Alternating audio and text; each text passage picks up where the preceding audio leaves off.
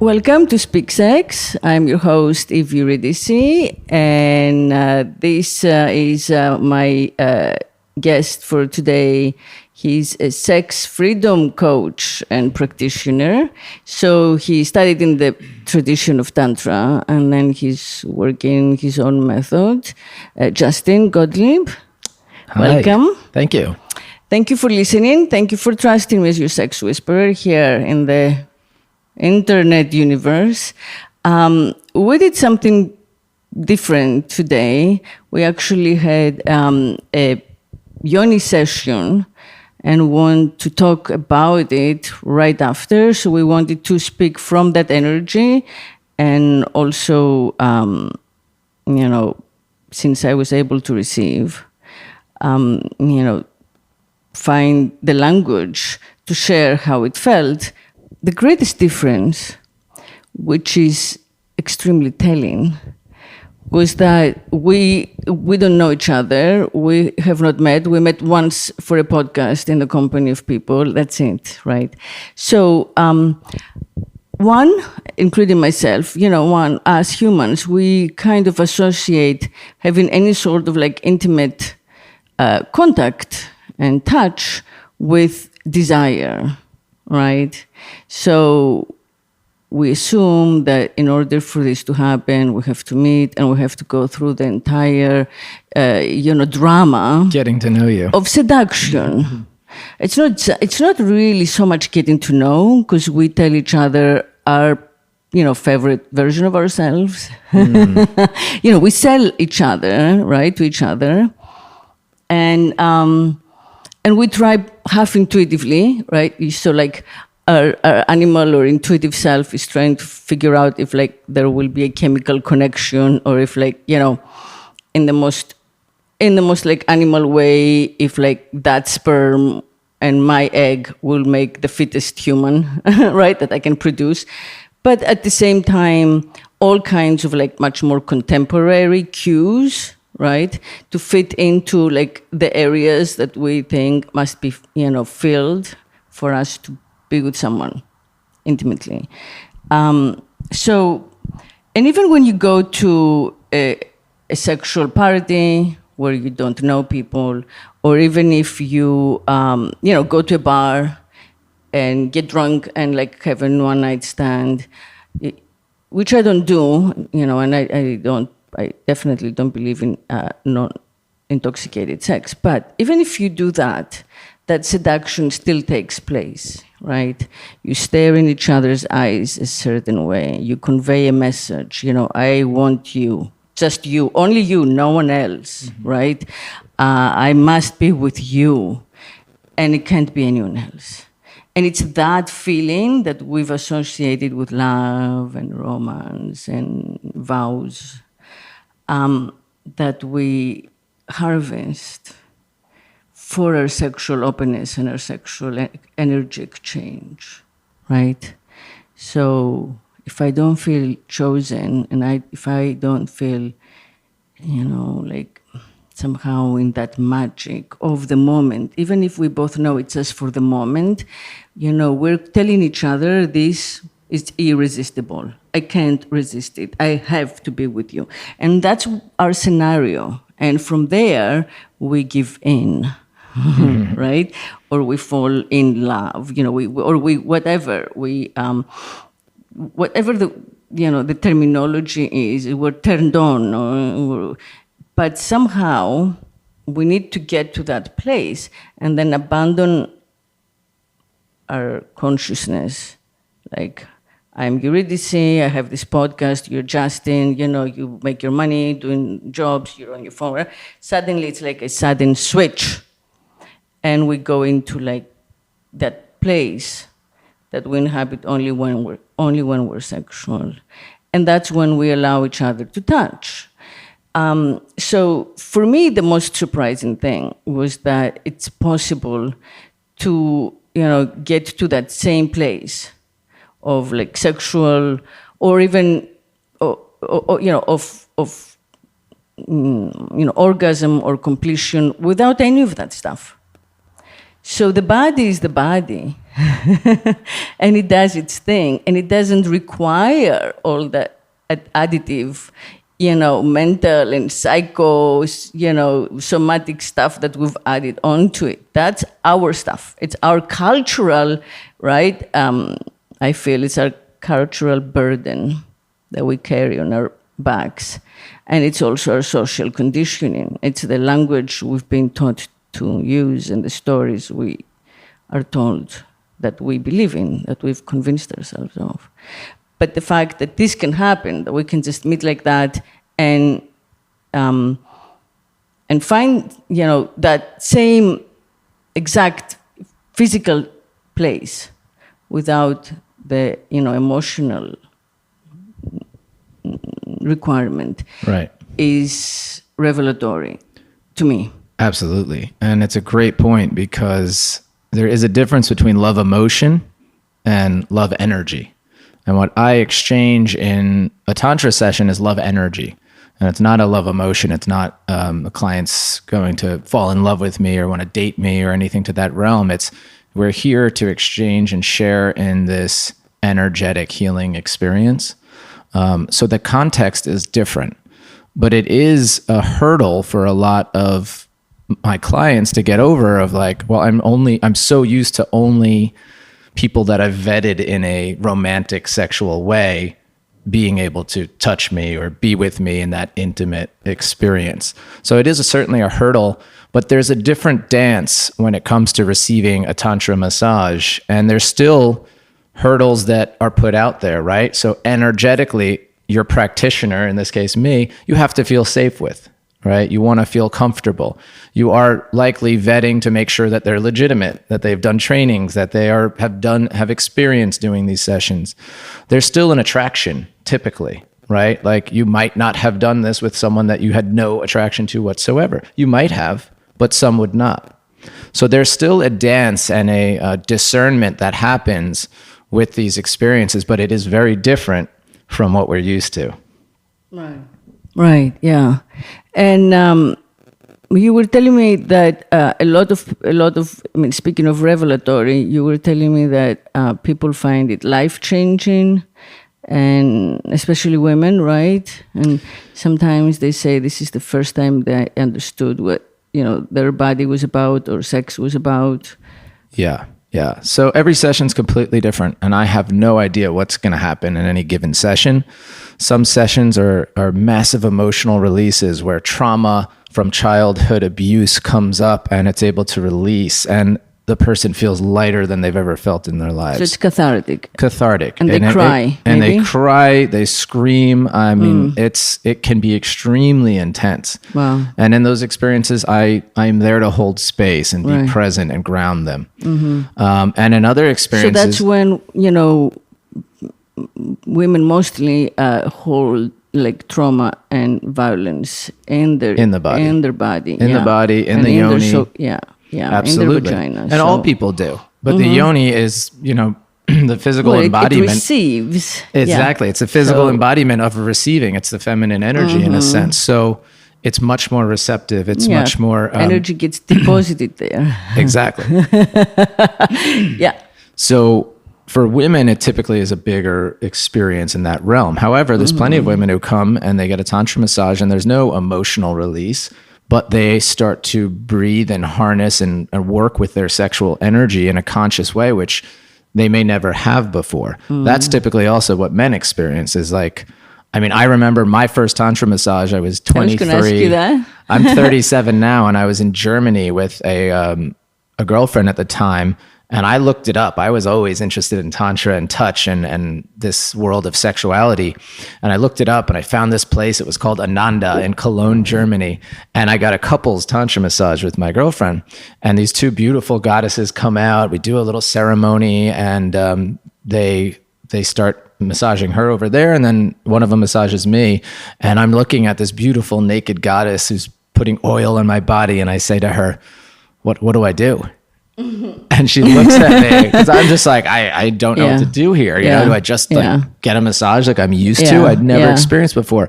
And she was like, just breathe and try not to ejaculate. And I was like, wait, really? Like, It's the opposite of what... I thought this is what I'm paying for here. Yeah, like, this is what I want to experience. But I took it to heart, and I knew this was a unique experience. And I breathed. I breathed through the experience, which a lot of us don't do, and I wasn't doing at the time. I was holding my breath when I had an orgasm. I was holding in energy, and I was breathing just from my chest. And to actually open up and fully breathe, and your energy from your sacral chakra starts to move. And then I experienced my first version of an expanded orgasm, because from the moment I would have typically ejaculated to the moment I actually did, because of her instruction, I felt an expansion. I felt something different than my typical orgasm. And that's when I knew there was something to this.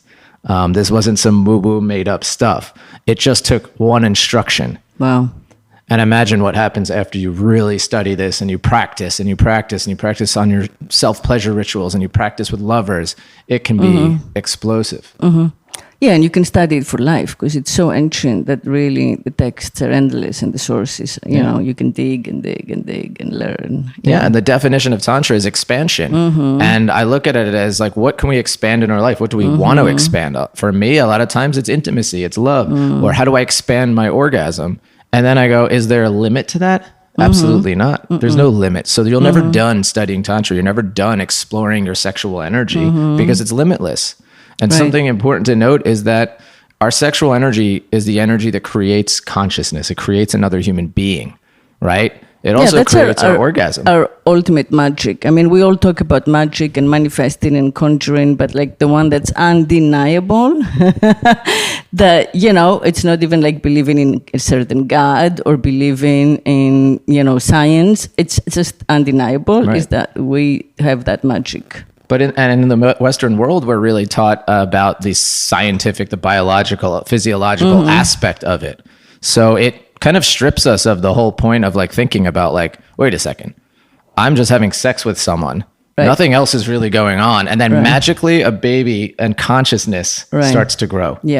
Holy crap. So that's one of the reasons I got into Tantra. I'm like, there's no energy that's more powerful than our sexual energy. And then I looked at, well, where do we actually get to work with our sexual energy? And it's like, everything seems to shun it or make a good or bad argument out of sexual energy or masturbation or, you know, marriage, sex before marriage, whatever it is. There's all these things that are like, there's so much judgment. Judging it, right? And Tantra is the one discipline that says, accept all within you, everything.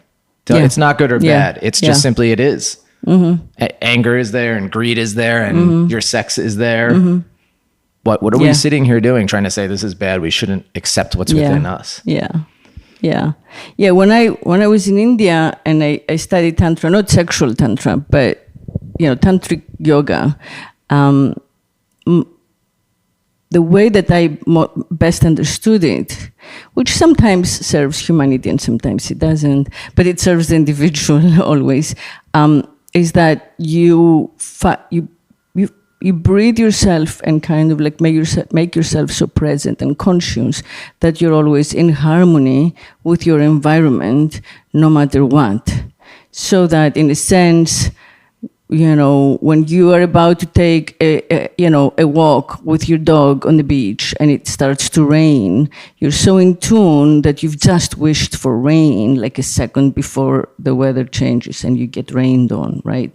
So you're never unhappy, you're never at odds, you're never angry, because that's exactly where you want to be. I mean, it's easier said than done, you know, and those gurus, that's all they do their whole life.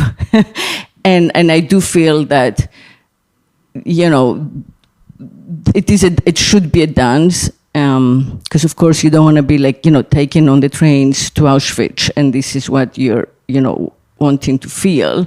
So there has to be a moment where we stand up and say, no, this is not good. We don't want this.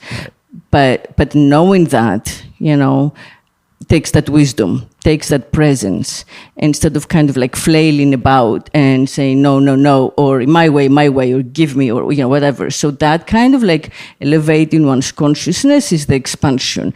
You grow so wide that in the, you know, ultimate eventuality of enlightenment, you have space for everything. You know, death, bloodshed, whatever, yeah. But you and I, hopefully, don't need to get there, at least not anytime soon. We can stay with this conversation. And, the other thing that I felt that was very different and interesting in the process of change was that I was wondering what you were thinking, right, and what you were feeling. So I was thinking, I'm lying there, and I'm like, so he, no matter who, like no matter what, he, touches them lightly, and then he embraces them, and then he kind of like, does this.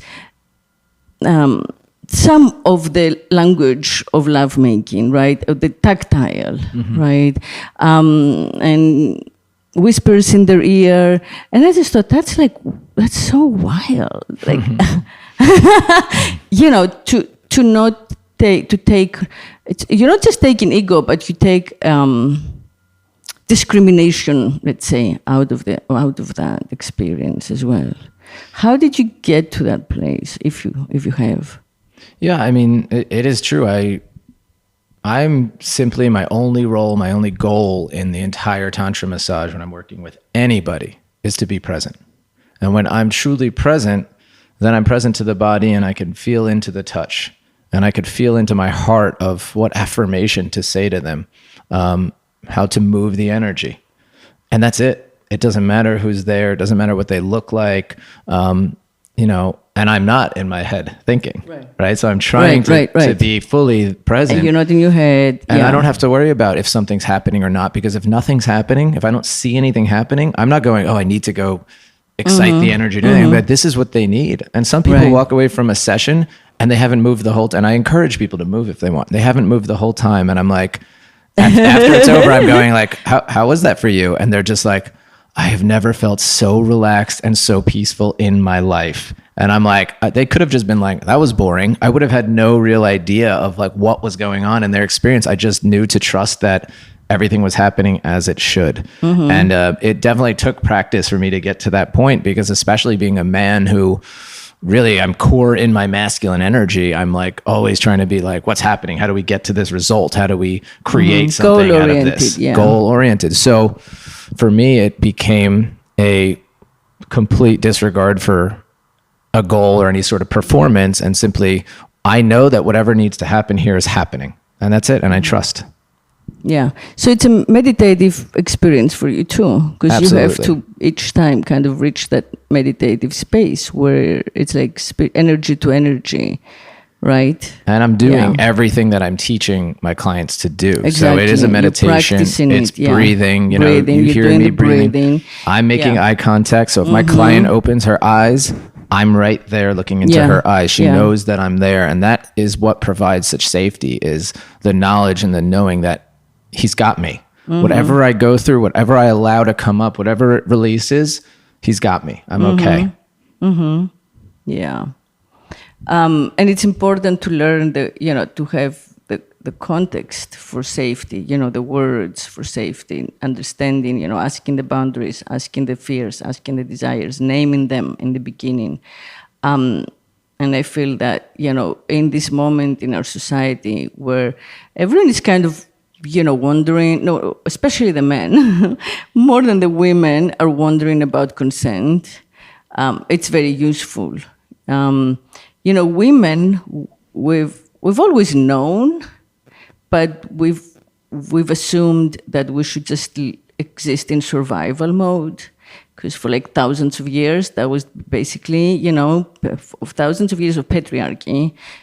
So basically the extent of like written history, more or less, we felt that so long as like I come out of this alive and in one piece, I'm good to go, and then if I have kids, I and my kids come out of this in one piece, And so what the effect of that is that it created a distance between the sense of the self in the woman and her body, and the female body, she grew further and further apart from it, so that we call it, we don't call it me, so that she could keep her sanity or her faith or her whatever it is that her culture had taught her, she was, no matter what happened to the body.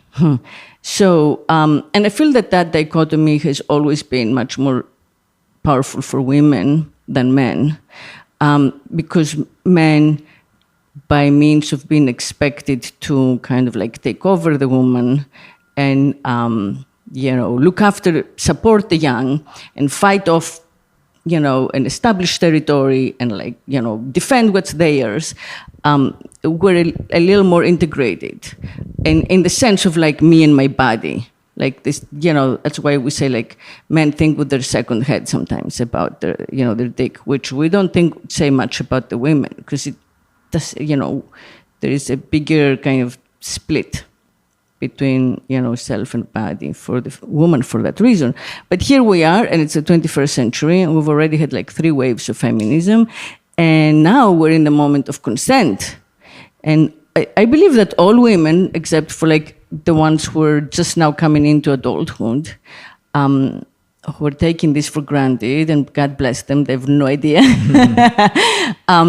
But everyone else is doing a reboot, It's like you have a new software and you're updating and you're realizing, you go back and you're realizing, oh, there's like a handful of times or a dozen of times or who knows, 50 times, I don't know, that I didn't want to be there, but I did it because it was easier to just let it happen to me and, get through it and be done than speak up and make a scene or scream or look for help, and who would believe me? And, especially in situations where one knows one another, which literally there was no name for until recently. Mm-hmm. And they were not considered a crime, or husband and wife, right. Which, even now, the vast majority of the world assumes that if you're married, the husband can do whatever to the body of the wife.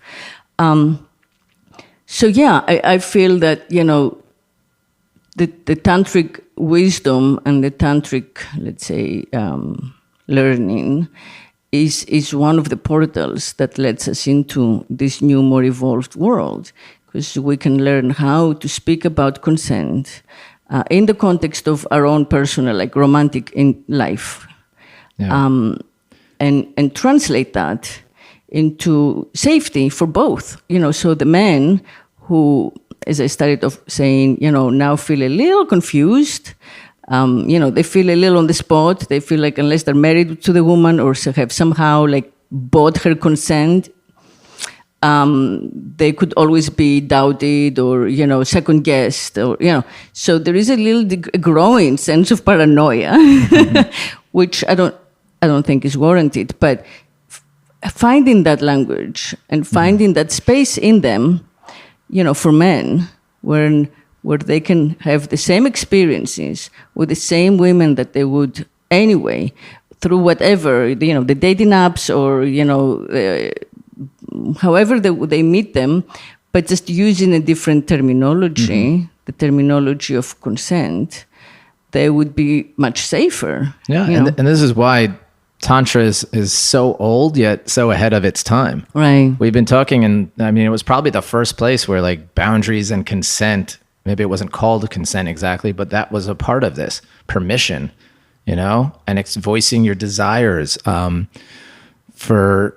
For many years in Red Tantra, which is the sexual side of Tantra, which I'll say is only a small sliver of Tantra, so you can practice Tantra just like, doing yoga, meditation, breath work, white Tantra. Mm-hmm. So in the world of Red Tantra, when you're working it's with such an intimate experience in a conscious way, permission and boundaries and consent and all of that has been there.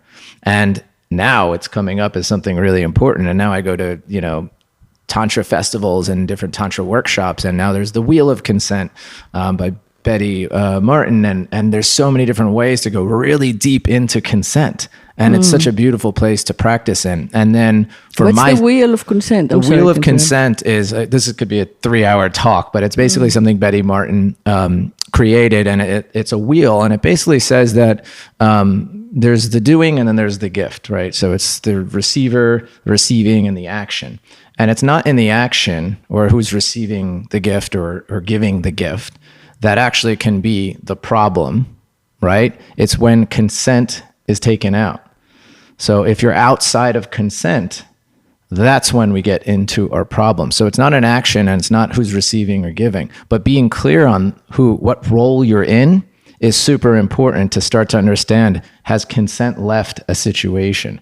So there's tons of videos and research on it that you can take a look at, but it's an amazing piece of work that's huge in the Tantra world. And that's going to eventually come into regular modern day society.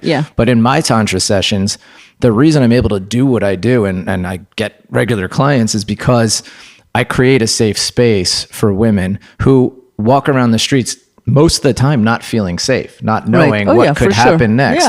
And now they're in an experience where we've talked about boundaries, we've talked about your fears, we've talked about your desires, we've talked about what do you want to manifest, what is your intention for this, what do you want to let go of? And we've really created this container. I have a very thorough intake form so that by the time we get to anything more than coaching and speaking and some meditation, they feel so safe that when they are actually naked and actually emotionally vulnerable, physically vulnerable, they feel safe. And that's when the body starts to let go and relax, and you're not clenching and holding on to anything. And then the magic happens. Again, I don't know what the magic is for each individual, but something happens, something shifts. And that's why some walk away going, this was the most amazing experience of my life, or I can now feel into my body again, or I can have orgasms I never had before in my life. And we were talking about this. I mean, a lot of women just like, they've written off like, oh, I only have clitoral orgasms. Right. Or I can never squirt. That's for those women in porn or whatever it is. And they say that, and they've cut off a possibility because of their own mindset or their own trauma. And in reality, I believe that all women, except for a small minority that may have physical limitations, they can have every type of female orgasm, clitoral, G-spot, cervical, etc.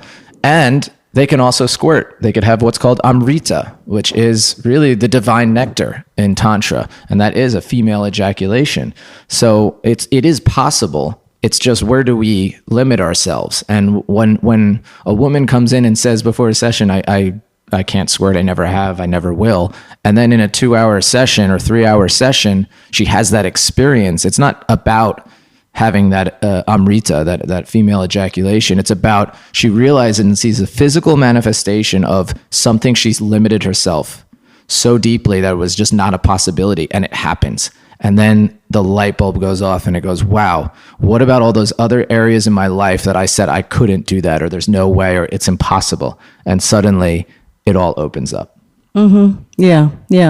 And for myself, I really feel, I mean, that's like the purpose for this podcast. I really feel that the reset for humanity, which is kind of is overdue right now because of climate emergency and many other things, but I feel the reset is in the sexual exchange. Because if we can turn around the dominant, the prevalent, the so-called normal sexual exchange, turn it around, I think everything else will turn and find its rightness. It find its place, meaning all the laws and the social codes and the morals that we've been taught, which are really habits, and we can just as easily unlearn them if we agree that like everybody else is doing it and we're not outliers and the pervs or the weirdos or whatever. I think everything else would catch up if the exchange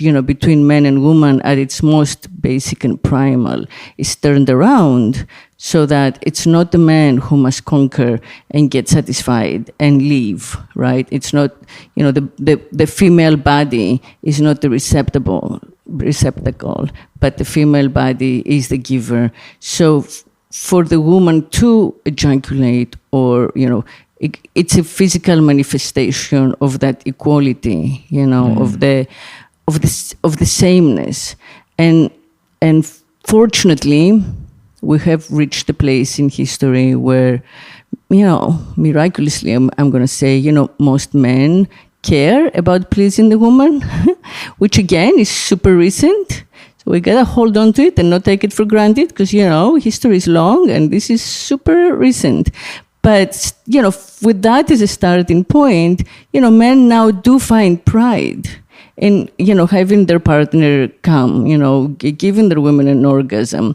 So sadly, women will fake an orgasm just to get it over with, but that's because the man doesn't try the right way, and the man doesn't try because he doesn't know what the fuck's going on, because nobody's talking about it, because it's all forbidden, because for whatever reason, we came up with gods who regulate our sex lives. And it wasn't me and you, or even like your dad, or my dad, or, it wasn't, but like, and I'm changing the subject for a second, but like, I want to come back to that one-on-one. But, take Tantra. Now that's a nation of millions, right? And in their ancient religions, it didn't occur to them that any of their countless gods would like have rules and regulations as to how they were in bed, procreating as man and woman. They had rules about crazy stuff, who's clean, who's unclean, this, that, like all kinds of stuff. Eat the cow, don't eat the cow, vegetarian, don't kill a fly. Like, so there were all kinds of stuff. But same thing with the ancient Greeks, they came up with all this, they basically invented Western civilization, poetry, philosophy, drama, go down the list, medicine. Their gods were like undying versions of themselves. The gods like lived on nectar, not food, right? But then when it came to sex, the gods got turned on, and the gods like, raped and, fucked each other and fell in love, and it didn't occur to them to have the gods regulate what type of like physical exchange is good or bad. So again, if we were able to come out of the social conditioning and look at it rationally and logically, it just doesn't make sense.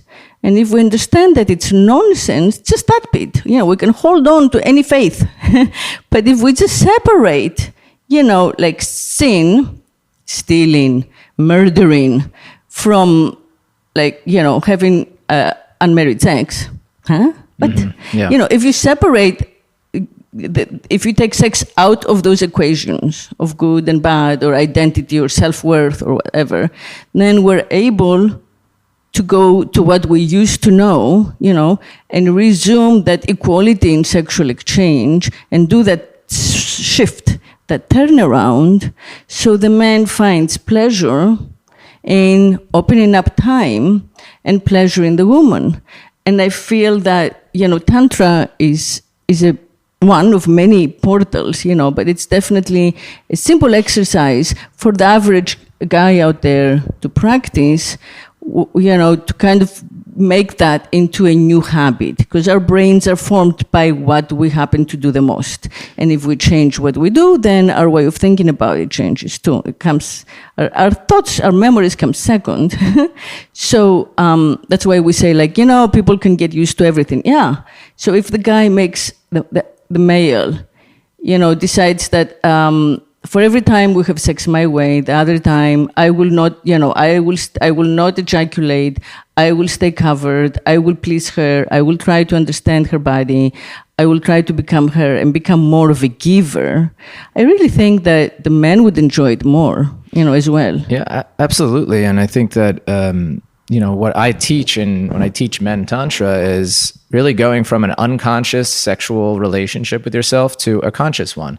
Most men were not taught how to be conscious, how to please a woman, how to do any of these things. So they've just taken in kind of by osmosis from pornography and media and things they've heard from other people, that they just kind of are like, okay, this is what I got to do. I got to please her. I got to do this technique, and I hope that she has an orgasm or something to that extent. Where Tantra teaches just to be present, to connect, to be slow, and not miss these moments that happen when you start to get into your head and reach some sort of goal.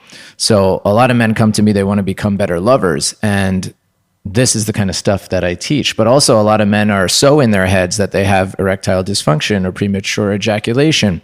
So to come back again and bring consciousness to it, why do you have that? Typically, it's just a mindset shift that is all it needs to take. So a lot of men come to me for coaching for erectile dysfunction.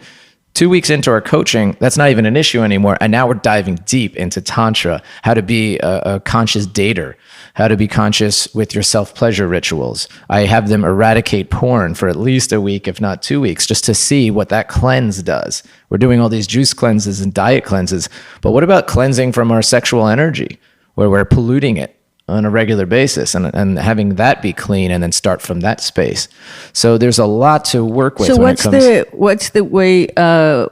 the basic treatment for the erectile dysfunction or the what was the other one? Premature ejaculation. Yeah, premature, yeah. So my belief in all of this, and I would say Tantra too, is that people are not being present. So when you're having erectile dysfunction, typically you're in your head and you're trying to make something happen. So you've created a goal. So it's the goal again. You've created a goal. Also, I go to sex parties, and that's a big part of my Tantra world now, is like talking to people about being open and going to those things. So a lot of guys are talking about, what goes on at those parties. Like, how do I, I'm going to get hard in front of all these people. And like, that's it. It's in front of all these people. You've now set something that you have to get hard. But the problem also comes with, women who are also kind of bought into that mentality. And a woman could just hold her hand on a man's soft lingam and be there with him and look into his eyes. She could put some oil on it and just play with it without a goal of it getting hard, but instead just to be there with him and know that it's okay to be soft. There's plenty of fun things you can do with a soft on. Oh, yeah. And when you enter that space together of you're fine exactly as you are, you've entered Tantra. We're accepting you as you are. If your penis isn't getting hard right now, it's not meant to. I was a demo model for a Tantra massage in front of 35 people. And it was a beautiful goddess. She's very well-renowned tantrika. And she's doing this in front of all these people. And I'm there and I'm not getting hard. And I'm going, oh my God. The first thought was to go back to my old self. It's like, I need to get harder. What am I doing? I start going in my mind to think of, all these different fantasies and stuff. And then I go, wait a second. Let me be Tantra. Let me go back to everything I've learned. And of course, I just came back into my body. And all of a sudden, tears started streaming down my eyes like I've never felt. It wasn't like the cry that you typically see. It was just tears streaming. And I realized that was what my body needed in that moment. It was an emotional, I had been so hard on myself for so long. And these tears came out and it wasn't meant to happen down there. The releases come from your eyes sometimes. Right. Your tears can come from your yoni sometimes. So for me, it wasn't about sexual energy right then, but I was able to hone in on that and be with that and then have an experience that was magical. That's great. Yeah. Thank you for sharing that. That's so important. I feel that we, have for a while kind of put all the emphasis on the hard-on, the erect phallus. The bigger, the better, which like in practical terms, I can say now is not true. Because like when it's big, it hurts. It hurts. Like when it's really big, it doesn't fit everywhere. I am trying to liberate, like, we're not shaming, but I'm just saying that it's a strange myth, where women, will continue to like rate penises by size. And it's crazy. Like what, yes, what you do with it is more important. But anyway, there is no rating, like rating is creepy, there are no standards. So when you use inches, that becomes a stupid and meaningless standard. I don't believe in numbers because I was like, why are you introducing numbers in this? But we should, I should speak of that too. But yeah, I feel that, what you did is you opened up time. The expansion was the expansion of time. In the massage? In the massage, right. So in that experience, you took longer than is familiar, right? Right, it almost feels strange. After a while, right, you pass through a threshold and you realize this is not what I thought, I'm giving up. Nothing's going on here. I might as well give up, right? And it's in that place. It's after you lose expectation because you realize it's something other that you can do the shift. So, delaying sexual gratification for both, is a great gift. Yeah. And instead of rushing and hearing it, Yeah, I'm so glad you bring that up because that's what happens in a lot of sessions is I and other Tantra practitioners, that you work really slow. You're warming up the body. You're moving, especially if you're working on a woman, you're moving this sexual energy actually out from the outside in towards the yoni.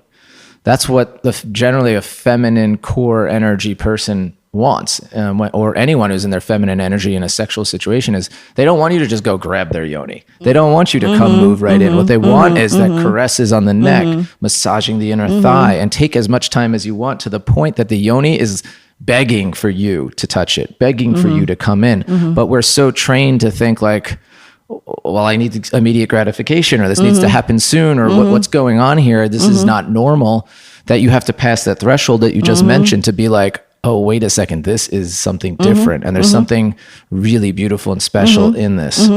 And I feel like keeping the male covered, like wearing something, shorts, something, is helpful, because in the beginning, because it takes away that cue. We've been trained socially, again, conditioned. Oh, you see like the so-called raging hard-on. Another ridiculous way. What does it mean, raging? Why? Like, you want white rage in your dick? No, I don't even get that. But that's empowering. It's like, I got a raging, huh? Yeah. Anyway, but the point is, like, not having that, I think, can be, at least to begin with, liberating for both, because it gives them a break from having to like satisfy, the erect phallus. Right. And, so moving away from like the phallocratic mindset, which is the mindset of procreation only. That's where it starts. When our God says you should only have, the God that we came up with tells us that we should only have sex to make babies, and then we slowly, right, through like decades and then centuries and then millennia, DNA after DNA, tell our little body cells, right, brain cells, that that's what we're doing. Sex is for that to like, be inside me and come, and then we're done. That's what we are taught. We have been taught it for so long, but it goes against our nature. We wouldn't be able to have orgasms as women. We wouldn't be able to have 7 different orgasms, from the clitoral, which is outside and doesn't need the phallus at all, to like the ejaculation, which is exactly like what the male does. And in the best experiences, I think, happen simultaneously. That wouldn't be there from nature if it was just about the male penis, ejaculating. And that's why this experience is so unique and so special, and why I truly believe every woman should experience a Tantra massage. It's very clear and black and white. What I say in the beginning of every session is, you are the receiver and I'm the giver. This is not a transactional experience like everyone's used to in the real world. Yes. Oh, he's touching me there, I need to touch him. He's getting me off, I need to get him off. Oh, but it's like this transaction. Right, yeah. And this is a different experience. Yeah. You get to receive as the goddess that you truly are and experience your power for 2 to 3 hours. That's how long my sessions are. And you don't have to do a thing. Mm-hmm. So it's hard for some people to be in that realm. And, to just trust, to be open, and to allow. And that's when this kind of pleasure and this healing really can occur. Yeah. But it's hard because we're not used to it. It's new, and that makes it hard. Right. It's like when you do an update on your software, on your phone, and you're like, shit, why did they have, now they changed everything. I have to relearn everything. Things were fine. It's just hard because we're not used to it. But I think with like a few tries, it's no longer hard. This is why I say, I say Tantra has the worst marketing department in the history of the world. It is a 5,000-year-old tradition that we're like just trying to teach people about. Like somehow it hasn't caught on that like this is how we could be with our sexual energy. That like this is around. I mean, I haven't been alive that long, but it's been around. But look at what we're doing. We're untraining everything we've actually learned throughout time and bringing in this thing. Not that it's new, that it's 5,000 years old because it's been repressed and pushed away, and basically slighted because whatever. I don't know. When I look at all like religions, and why would you say that like sex is bad or that you the shouldn't Hindu masturbate? religion doesn't have this problem. I mean, at least not until recently when certain. Anyway, we're not going to get into. But the point is what would be the reason that anyone would be like, you should cut off your sexual energy or don't masturbate or don't have sex till you're married? To me, if what I said is true, which I believe it is that the sexual creative energy is the most powerful energy in the world. Well, if you want to control the masses, if you want people to be dulled down, cut off their sexual energy. Right, yeah.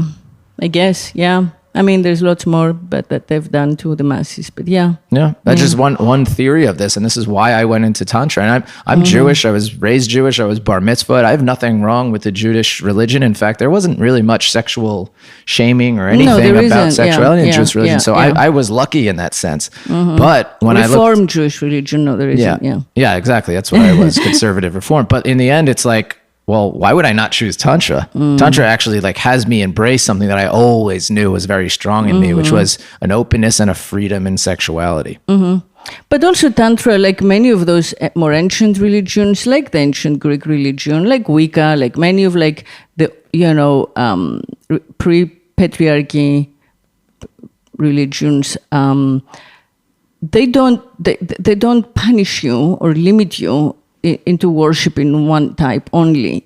There isn't this idea of heresy, right? You're not you're not shunned or excommunicated because you paid attention to like another god by another name. They're much more inclusive. So like you can worship them and then you can also worship something else at the same time equally. And that's fine. So that's part of also, what we're opening up. The expansion can be also in the religious sense, like we can follow the religious habits of our, forebears and ancestors and just open up enough to let other, religious teachings in as well without it's acceptance, giving one up or betraying something. Right. Yeah. It's acceptance. And so honestly, this exclusivity, which starts, in the religion, then goes all the way to like marriage. But we'll talk about that. Go ahead. It goes into everything else. But I mean, Tantra, if you wanted to boil it down in really simple terms, could be called acceptance. It could be called love. That could be it. That's really what Tantra is. To me, it's also freedom. So that to me is the discipline, the the way of life that I choose. And I absolutely love it. And I think that if more people kind of embraced it, the problem is it's just difficult to get past the idea of like, oh, this is out there, or this isn't for me, well, or I also, couldn't be there. We've had this conversation, but another problem is that it should be free. I think all of these things should be free, but that's, me. I think just give it to the people and they'll take it. You give them things free, they'll take them. But, it's difficult, but like it's free to go to church, notably. It's free for most people to watch porn. I mean, you can watch porn without like pain unless you're really committed to it, you can, what I mean? So the stuff that we consider limiting, it's free to watch Trump all day long, so that's all free, notably. But like, we expect people to pay for what we believe is life-changing and needed. So I do have a little issue with that. I do feel that money corrupts. And it's, again, a difficult, path to tread because we need to live and we need to, homes and So I understand that. It would be great if there were sponsors, if, some of those billionaires who spend their money trying to get elected, which won't happen, spend their money to support teachers and, freedom givers and life changers. Sexual freedom coach. Right. Sexual freedom coach and all the other type of coaches that are out there, spiritual enablers and, and enlightenment leaders and all kinds of, who would do such a better job if they didn't have to charge, because what happens is all the stuff stays among the elite. So, yes, the rich can like sample everything. Yeah. And then, I'm sorry, I have to finish this point. Yeah, no, go ahead. Yeah. The rich sample all this stuff, learn what they can or want, or can from it. And then what they do is they turn it into their own empty, hollowed out version of like mass culture. So if they feel that there is something in it, they will make a product out of it and they will market it to the masses and they'll sell it for cheap and it will be hollow. It diluted. Won't be itself. It becomes diluted. Diluted, yeah. It will be like, we were talking, it will be like rap music where it's the protest voice of, an extremely oppressed minority And now it's like pussy money weed, I'm gonna make more money and get like bigger gold chain so I can fuck more girls, I'm sure not in a tantric way. I don't think they talk about Tantra in a lot of rap songs. But That'd like be nice. to actually have one-on-one, right? To say, okay, I'm gonna use like however many $1 billion Bloomberg is spending, or the other one, or any one of them, on politics to get their will, obeyed. If they would use those millions and say, I'm going to hire an army of like 50,000, 100,000 coaches. Healers and coaches. And send them out so they can work one-on-one with people. I had an idea. Extraordinary. I had an idea for a company like that. I haven't been able to follow through with it. So if anyone out there knows anyone or wants to take this idea, hit me up. I'll help you with it. But basically a platform where the philanthropists of the world and people that want to donate, and they're already donating to charities and things like that, where the money goes all different ways in different places, can actually donate direct to healers.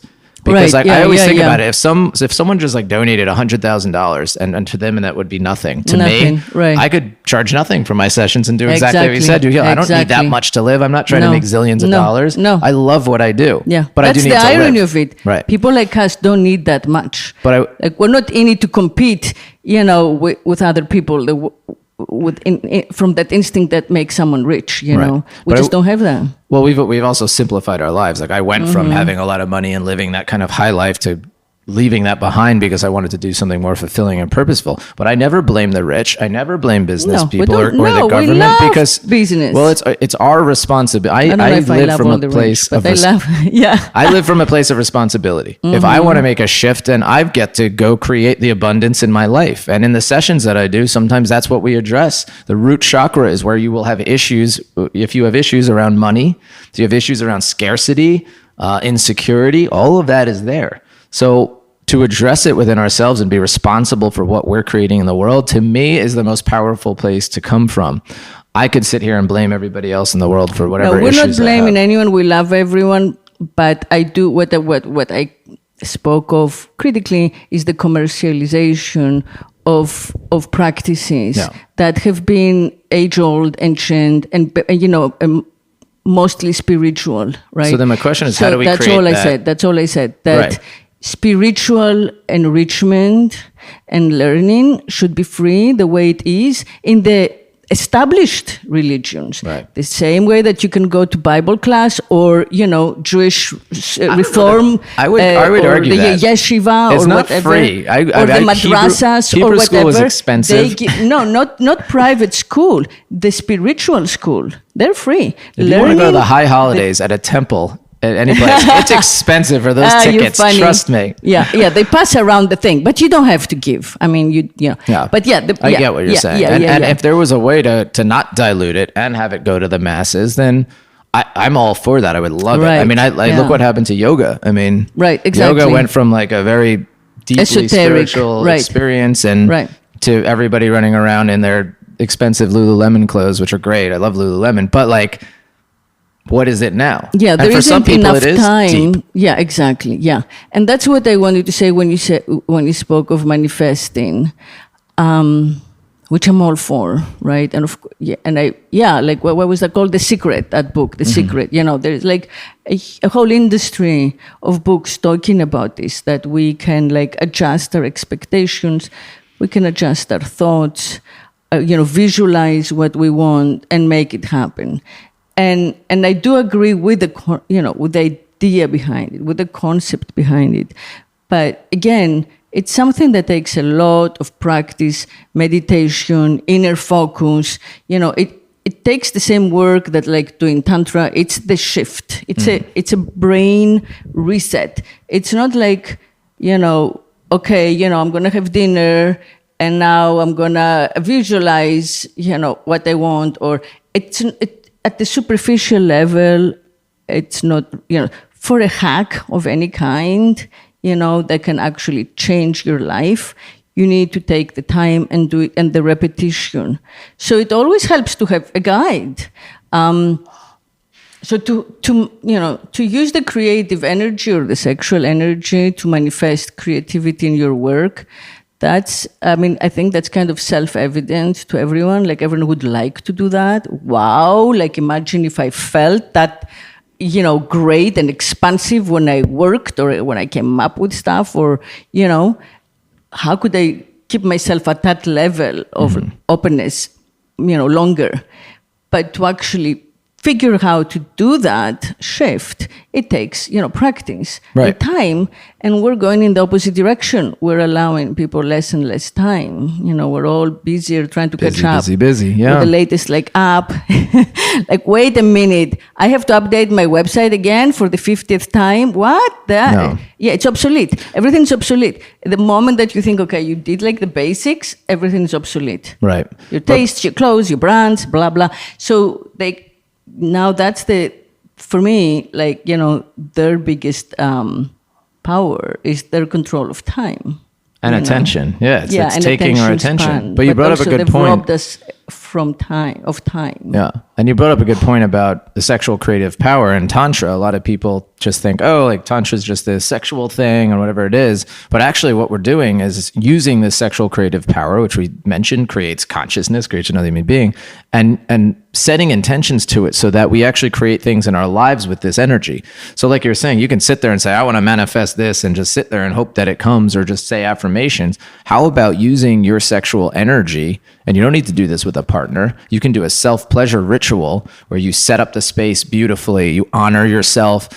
You set beautiful music, the lighting, the candles, the incense, whatever it is that makes you feel really beautiful and love the hell out of yourself, and set an intention, and then play with yourself in a really conscious way, right? Not the frantic masturbation that men are doing, not to porn, not a crazy jackhammer vibrator, not a jackhammer vibrator, but just being there with yourself and your body and experiencing your energy and breathing and taking your time. Set a date with yourself for that, and really get clear on what you want to manifest. Tell me that that's not effective. Yeah, I agree. Just try it and let me know. It's so therapeutic on every level. Yeah. If that doesn't work, go ahead. I'm Tantra Love Coach on Instagram. If you do this experience and it doesn't work at all, let me know. I'd like to know what's going on. Yeah, it will work. I feel like, being able to love yourself, physically, first of all, allows you to make peace with your body, which is by itself an important achievement, these days where it's so easy for us to feel inadequate and, work hard so we can make money, so we can go pay someone to fix our body to look another way, so we, fit like some wealth to health. Yeah, some pre-recorded ideal, which, by the way, keeps changing. Like if you study history, it doesn't stay the same. So you keep trying to catch up. Right now it's the northern, mid-northern European, but it changes. Yeah. So loving yourself, the first, I think, achievement is that you can feel lovable. And then you also learn your body. So perhaps you discover more types of orgasm or more, pleasure triggers, pleasure spots. Yeah, and there's power in that, right? It's not just about an orgasm, having a great orgasm. It's a powerful experience to be like, wow, this is how it was for so long for me. And now it's over here. And now it's over here. And now it's over here. Like, where does it stop? It doesn't. It's limitless. Yeah. I was going to ask you, because you mentioned the clock, and I didn't understand that. I couldn't understand it, but that may be something useful for a man who actually wants to try out Yoni massage with his partner and try out understanding, the vagina in a new way. Yeah. What is that? So what I was doing with you was called Yoni mapping. Okay, and this should be done with any partners on the woman. And what you do is you basically ask her to give you a number between 0 and 10, 10 being the most pleasurable, 0 being like, I don't feel it. And also, if there's any pain, to bring that up. And you basically, with your finger inserted, of course, with permission and consent, you have your finger inserted and you use like a come hither motion. First at 12 o'clock. So the 12 o'clock would be the top, like behind the clit, basically. And you ask her what that was. And she may say, oh, that's an 8. Okay. And then you move a little bit to the left. All right, that's going to be 11 o'clock. And you go, oh, that's a 7. Then you go over another spot on the clock. So you're going around the clock in each of these positions, asking her, how does that feel? How does that feel? How does that feel? And sometimes you'd be surprised that some area where you didn't realize is actually quite pleasurable for her. Right. So for you to get to know her yoni, but also for her to get to know her yoni and really start to play around with that and experience it. And sometimes in a Tantra session, there may be spots that are completely numb. There may be spots that are painful. And those are areas to pay attention to start to understand, is this an area where there's trauma and there needs to be maybe some de-armoring or some healing work, some healing energy. Other times there could be a physical issue that like should be addressed. But what do you mean by de-armor? De-armoring, so our body will armor itself typically from trauma, okay? And that's kind of, it could be almost seen in like a recoiling. Clenching And that can get caught up, whatever that abuse or that experience was, a boundary being broken, can actually just get caught in the muscle tissue. So de-armoring is something in the Tantra world where typically it's around pressing pretty deeply and hard into a spot while they're breathing and having a cathartic type experience to move this energy out. So it's something that, you shouldn't do unless you're really trained in it, but it's about de-armoring the body, because think about it, like, we talk about our hearts being hardened and whatever, building a wall. We're armoring ourselves. So we're armoring parts of our body because they've been hurt again. Yeah. Exactly. Yeah. So if you think about someone who may have been raped, there could be parts of the yoni that are just hardened and armored because it wanted to pull back and recoil during that experience. So doing yoni mapping can bring up a lot of kind of understanding of what's going on in the area. That's really interesting. And how do you translate that to the lingam massage? Do you have something equivalent? We do. It's a pleasure scale for the man so that he can actually let whoever his partner is know when he's getting close to orgasm. Okay? So if a man is trying to practice non-ejaculatory control, the woman could be doing, or the man, whoever they're with, could be doing stimulation, and he's going to be there in his experience, and he might go, okay, we're at a 6, we're at a 7, we're at an 8, and then at an 8, she might go, okay, let me calm it down, because he's going to ejaculate, because maybe the 9 is a point of no return, and a 10 is he's ejaculating, right? So this allows the partner and also the man to get really acclimated to, all right, where am I at, and how can I edge myself? So maybe edging yourself is like at a 7, where you can try and really stay there and stay consistently in this really sweet spot of pleasure while you're breathing, starting to expand that sexual energy. But it's also very helpful for men that are having premature ejaculations, so they can't control their ejaculation. It's happening sometimes before they even get inside, their partner, or they are being touched physically. Sometimes they could just have that happen. So to be able to breathe, to drop into presence, to then be able to let people know where you're at, and even with just yourself. So you can do this with yourself and be like, okay, I'm self-pleasuring and like I'm at like a 7 right now. I don't know why, but I was doing that from the age I started masturbating. I was edging myself and being at a level of before I would ejaculate. And now I have amazing ejaculatory control. So I think that really helped, but I didn't know why I was doing it. I just knew it felt good. Interesting. Yeah. I wanted to speak to 2 things. One is the beauty and the attractiveness of the flaccid penis, which I was going to before, and we followed another path. But, again, like in ancient Greek art, in the Renaissance, we now assume, because we've been conditioned a certain way, that the penis in the beautiful statues that hundreds of thousands of people go to see every month, is flaccid out of modesty, but it's not. It's the beauty, it's the beauty of the male youth at rest, or, the men at rest. They had lots of statues with erect penises as well. It was just not considered beautiful, or at least, in an idealized way, because the erect penis kind of simply, signified like urge, a place of being, a kind of a usurping movement, right? So in order to find like that idealized feeling in front of beauty that makes you feel in awe and in peace at the same time, they would choose the flaccid penis. By that, I'm just, I'm saying that to say that, judging it or feeling judged by it is, again, one of those nonsensical things. And I think that many of us don't stop to think about it, so like if you're a man and you're not turned on, you're like, oh God, I'm so humiliated. What? No, it's beautiful. I mean, and for a woman, she feels like, oh, he doesn't want me. It's me, whatever. I'm ugly. I'm not doing the right. It's all everyone's ego and insecurities, like when in reality, in the Tantra world, we actually learn in many of the workshops and trainings I've done, you learn different techniques to work with a flaccid penis. Right. So imagine I love certain experiences when my cock is soft. I enjoy it. There's certain things you can do with it that you can't do with a hard cock. So if you really want to like reach a new level with a partner or with yourself, love your soft on. Love your soft on. And if you're a partner whose partner has a soft on, love their soft on. Right. Get rid of the idea that it needs to be hard.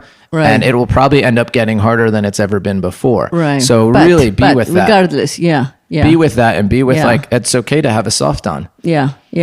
And that's a good thing to do generally in life, to kind of, as much as we can when we're not in, money-making space or something like that, allow for no expectation or for less expectation. We're in an anxiety-ridden culture. We used to be depressed and now we're more anxious than depressed even.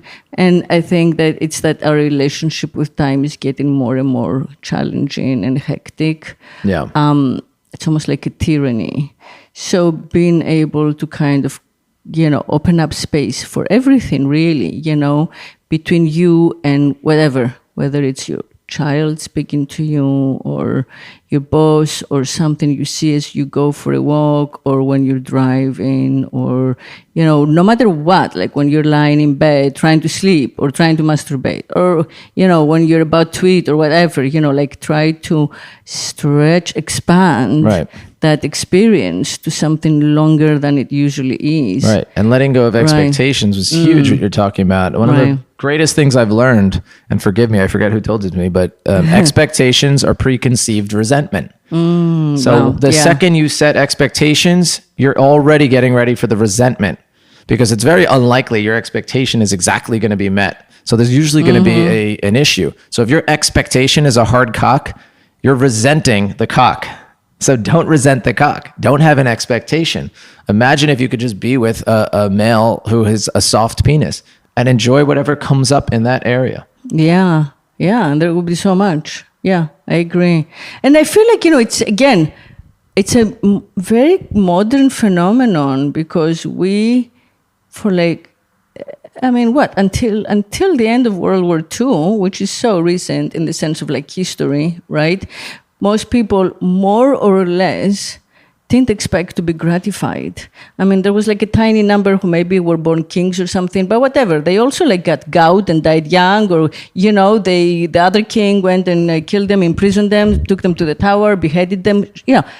In general, like humans did not expect from life gratification. And I feel that this is a new thing that we're stuck in right now, where, especially with the invention of technology, we're just expecting that we're going to get high, we're going to get gratified, we're going to feel good, we're going to get the likes, we're going to get the approval, this sort of thing. And we're missing the process. We're losing the experience of how we're getting to the pleasure.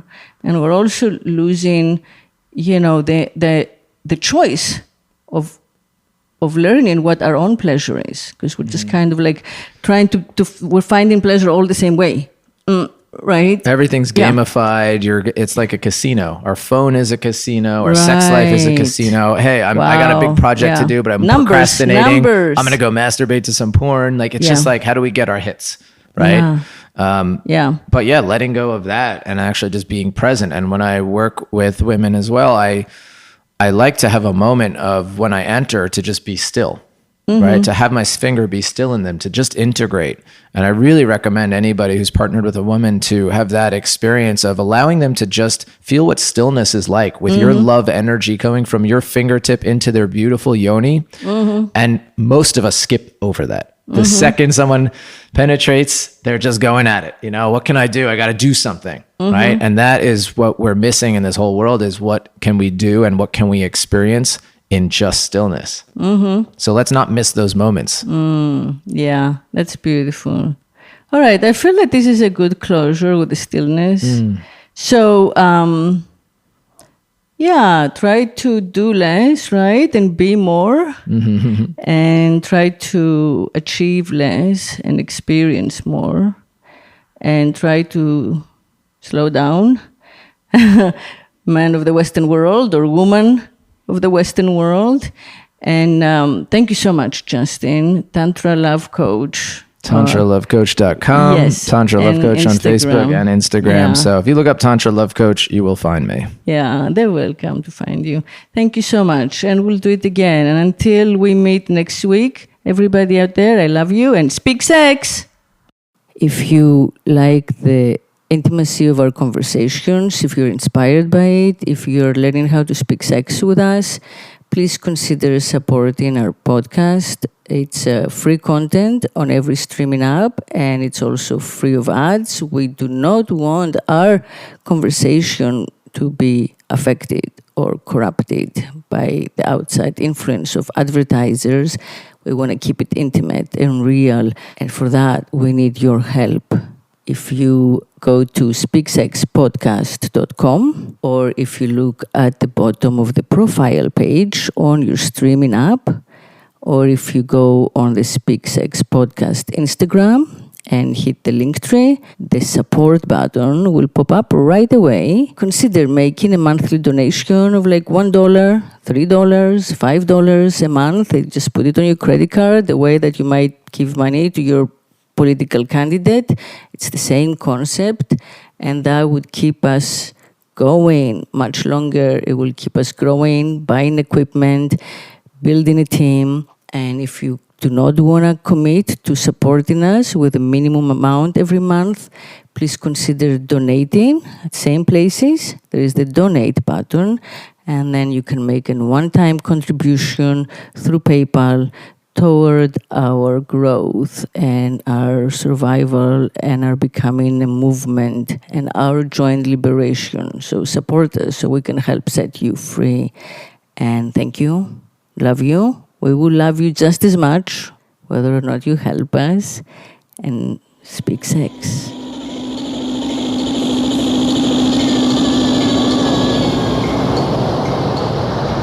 If I could make love incessantly, I would be God.